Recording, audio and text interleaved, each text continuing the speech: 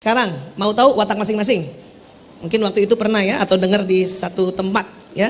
Baik, sekarang kalau mau belajar watak detil, saya wataknya apa ya Bu Aisyah? Itu sebetulnya bisa datang ke teman-teman yang berprofesi psikolog. Ada mungkin teman-teman psikolog di sini atau di atas atau di luar. Bayangin Bu, watak itu ada fakultasnya tersendiri, saking pentingnya watak itu. Makanya salah satu pelajaran di fakultas psikologi adalah watak. Bu Aisyah bukan psikolog, Bu Aisyah ini dokter. Cuman karena dokter rehabilitasi narkoba, saya harus belajar juga ilmu kejiwaan, ilmu psikologi. Dan sewaktu belajar itu dihubungkan dengan ngurus anak-anak bermasalah, saya memperhatikan, saya menganalisa bahwa oh ternyata secara umum ibu-ibu harus tahu watak dirinya, watak suaminya, dan watak anak-anaknya. Bahkan kalau perlu tahu watak mertuanya, watak ipar-iparnya. Supaya apa? Supaya nggak julid, supaya nggak jutekok. Karena jutekok dan julid itu gara-gara kita tidak paham watak diri dan watak orang lain. Ya, setuju ya? Nah, tapi belajar watak kita hari ini tentulah belum detil. Tidak mengapa. Ya.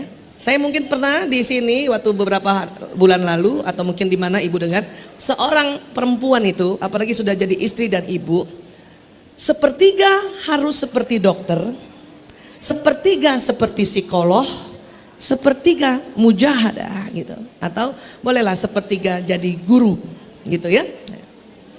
Kok cuma sepertiga? Iya, saking banyaknya yang harus kita punya profesi itu. Sepertiga dokter maksudnya untuk penyakit-penyakit standar, batuk, pilek, diare, ibu jadi dokternya. Nggak usah ngantri di puskesmas yang panjang itu. Apalagi baru hari pertama sampai hari ketiga. Ibulah yang jadi dokternya. Nanti bila sakit berlanjut baru hubungi dokter beneran. Sepertiga psikolog, paling tidak seorang ibu, seorang istri, satu harus tahu tentang ini anak laki atau anak perempuan. Waktu itu kita bahas itu kan. Ini wataknya apa dan bakatnya apa. Secara umum saja tiga ini harus ngerti. Bila ingin lebih berlanjut baru hubungi si psikolog. Ngerti ya Bu? Makanya hari ini ibu saya mau bikin jadi psikolog. Sepertiga aja ya. Makanya gak dapat gelar. Sebelum kita deteksi watak anak-anak, deteksi watak diri sendiri dulu. Setuju? Siap? Baik. Pakai apa Bu Aisyah? Pakai kuis. Yang bagaimana? Yang cepat aja. Kalau lama entar kelamaan. Bagaimana caranya? Ya, untuk tahu watak dasar. Jadi begini, sebelum kita deteksi watak. Di otak manusia itu Allah akan kasih tempat watak itu di daerah, ya kalau bisa kelihatan ya, itu di daerah yang tengah sini. Tengah belakang tadi situ ya. Nah ini, di situ ada namanya sel otak yang Allah sudah kasih dari lahir itu jenis watak. Ada dua jenis watak di situ. Dan di tempat ini juga bukan hanya watak, bakat. Kalau bakat 8 Bu, keren gak tuh? Cuman banyak orang gak ngerti bakatnya sejak kecil 8-8-nya apa. Baru tahu setelah besar, makanya ada istilah bakatnya terpendam. Baru tahu pas udah gede, karena bakat ada 8. Keren gak tuh? Luar biasa gak Allah kasih bakat kita 8. Maka ibu gak boleh berlara diri, aku gak bisa apa-apa Bu Aisyah. Terus ngomong sama ibu yang lain, kamu mah enak. Udah cantik, kaya, baik hati, suka menabung, pinter masak, jago nanam, pinter melihara lele, pinter menjahit. Kalau ada orang yang ngomong kayak gitu, itu tanda-tanda tidak percaya diri. Dan buat kita, mungkin ibu ya, yang jadi orang yang dituding oleh si ibu yang ini, lo mah enak, cantik. Ibu jangan juga langsung enggak biasa aja, enggak kayak gitu. Langsung alhamdulillah. Masya Allah gitu ya Bu.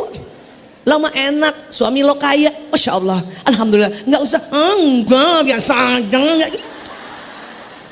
Itu artinya ibu juga enggak percaya diri. Kan mau versi terbaik. Langsung ya sampaikan, lafazkan zikrullah, hamdalah. Atau Masya Allah, tabarakallah. Gantian kita ya memujinya. Karena Allah ya. Lo mah enak, pinter masak, gue itu orang nggak percaya diri tuh Bu. Tapi kita yang digitukan langsung senyum saja. Alhamdulillah, Masya Allah. Nggak usah juga ibu bilang sama dia, lo kayak gitu, nggak percaya diri.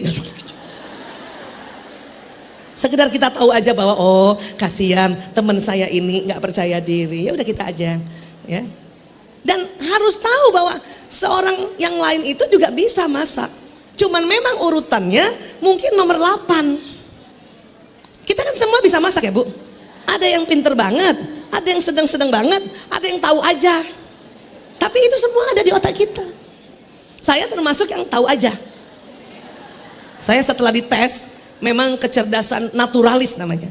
Jadi orang yang punya kecerdasan naturalis ada 3 serangkai. Pinter masak, seneng masak, ya, seneng tumbuh-tumbuhan, dan seneng pelihara binatang. Ada yang gitu Bu? Coba ada yang 3 gini gak? Itu berarti ibu punya bakat namanya kecerdasan naturalis yang tinggi, dominan. Kan 8 tuh, jadi berurut. Kalau nggak nomor 1, nomor 2. Saya juga punya kecerdasan naturalis, tapi nomor 8. Nah karena nomor 8 itu berarti ya cuman seneng makannya aja. Cuman seneng lihat kembangnya aja tuh yang udah mekar. Melihara nggak bisa. Nah nomor 8 gimana Bu? Sama kita. Alhamdulillah ada temen ya. Lihat ada ikan koi gitu, seneng aja ngelihat. Ya Allah, Masya Allah, Masya Allah, Subhanallah kerennya ikan koi ya. Ibu mau ya di kolam ibu begini? Enggak, baru 1 hari mati tuh ikan koi. Karena punya kecerdasan naturalis nomor 8 ya.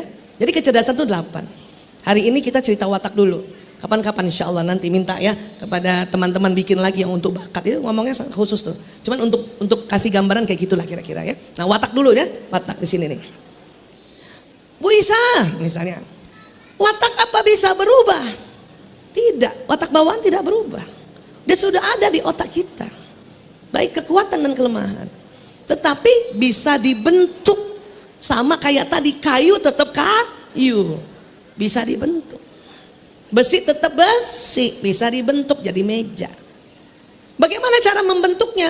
Cara membentuknya itu ya, tadi kan ada otak bagian depan, pegang dulu dahinya Bu. Nah ini, oke. Di belakang dahi ibu ada otak, ada otaknya Bu. Alhamdulillah, takut lupa. Di belakang dahi itu ada bagian otak, nanti inilah yang isinya ya, tuntunan hidup yang kita pelajari. Bersyukur kita punya tuntunan hidup ad-dinul Islam di sini nih. Kapan kita pelajarinya? Itu tadi. Ibu mengaji, mengkaji, baik secara kumpul bersama atau dari rumah, baca buku, itu masuknya di depan. Bukan di sini, di depan. Ilmu pengetahuan, ya. Misalnya saya masuk sekolah kedokteran, ilmu kedokteran saya masuknya di depan. Ya. Keterampilan saya di kedokteran, suruh periksa pakai stetoskop, ilmunya di sini. Mungkin ibu-ibu ada yang sekolah teknik, sekolah ekonomi, sekolah hukum. Bu Isa, saya nggak sekolah formil, ya. Tapi saya sekolah masuk kursus menjahit. Nah, itu kombinasi antara bakat yang di sini. Kalau menjahit itu kecerdasannya bukan naturalis, namanya visual spasial. Ada di sini nih bakat, udah ada. Tapi ya, yang dimasukin di depan itu skillnya, keterampilannya. Paling enggak cara mengobrasnya, cara melepit dengan gampang. Cuman karena sudah ada bakatnya, dia gampang. Ngerti ya Bu? Nah, apalagi nasihat-nasihat itu di otak bagian belakang dahi. Nasihat. Apalagi arahan, baik dari orang tua, dari guru, dari teman, dari mertua masuknya di sini.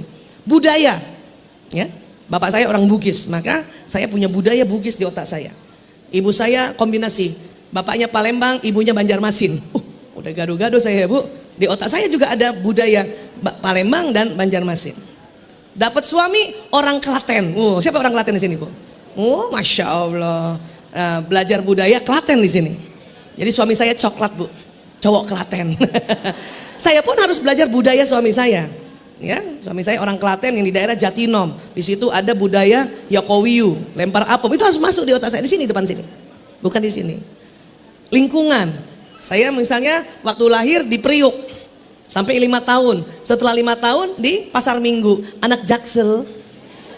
Jujurly, literally, Jaksel. Itu di sini nanti. Ya. Kemudian punya suami, wataknya berbeda dengan istri.